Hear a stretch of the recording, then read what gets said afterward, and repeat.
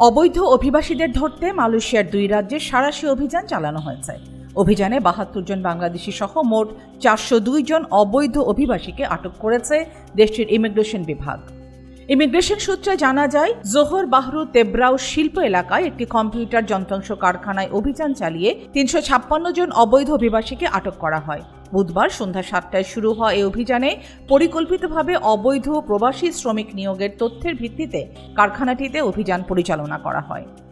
জোহর immigration বিভাগের পরিচালক Datuk Mohammad Rushdie Mohammad দারুস জানান, সীমান্ত নিয়ন্ত্রণ ও সুরক্ষা সংস্থার সহযোগিতায় JIM জোহরের এনফোর্সমেন্ট শাখা অভিযানটি পরিচালনা করে।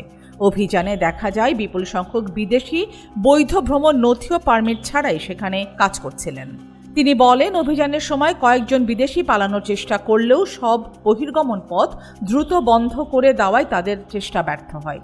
এ ঘটনায় তদন্তে সহায়তার জন্য কারখানার মানব সম্পদ বিভাগের 2 জন স্থানীয় পুরুষ কর্মীকেও আটক করা হয়েছে। আটকদের মধ্যে 299 জন মিয়ানমারের নাগরিক, 26 জন বাংলাদেশি, 22 জন ভারতীয়, 3 জন ইন্দোনেশীয়, 2 জন নেপালি এবং 1 জন করে পাকিস্তান ও ফিলিপাইনের নাগরিক রয়েছেন। তাদের বয়স 18 থেকে 46 বছরের মধ্যে। ফারহান আহমেদ, আয়না টেলিভিশন।